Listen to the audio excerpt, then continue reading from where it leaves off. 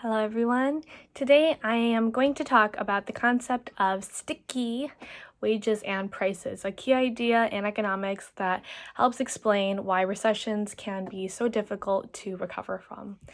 And so first, what does sticky even mean in this context? So when economists say that wages and prices are sticky, they don't mean they're actually sticky like glue.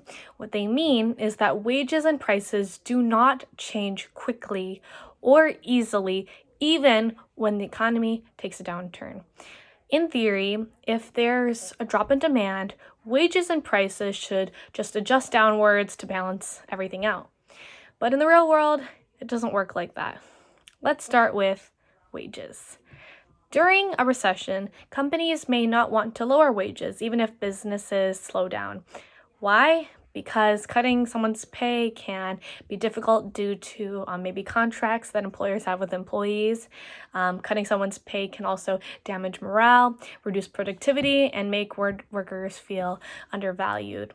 And there's also what's called the coordination argument. And this says that people might accept a wage cut if everyone else's wages also went down. But in a market economy, there's no easy way to coordinate that kind of across-the-board reduction. So wages, therefore, stay stuck at the same level, even when companies cannot afford to keep paying everyone. Now, prices can also be sticky. Businesses don't usually change their prices every single day or even every month or even every couple of months, but just think about all the effort and work that goes into changing prices, which might be analyzing the market, updating labels, reprinting menus, changing ads and websites. These are called menu costs. And besides that, constant price changes might frustrate customers or damage trust. So just like wages, prices often stay the same for a while, even if demand drops. And this stickiness creates a real problem in a recession. Firms can't sell as much because prices haven't adjusted down. They also don't want to hire more workers because they can't afford the current wage level. So you end up with both unemployment and surplus goods, which is a classic recession scenario. To make this clearer, I want to share a quick personal story as an example.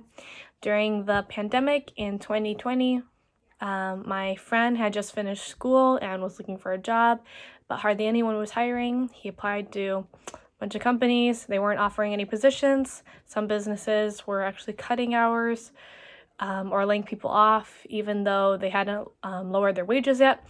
And I remember one small restaurant in our neighborhood that kept the prices the same on their menu, even though fewer people were eating out.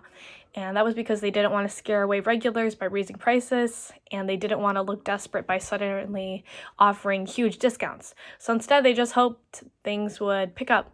But because both wages and prices stayed fixed, the restaurant struggled, and my friend and a lot of other people remained unemployed for a while. And so that's sticky wages and prices in action. They don't move quickly in response to economic changes, which means the economy takes longer to bounce back from a downturn. So that's it. Thank you.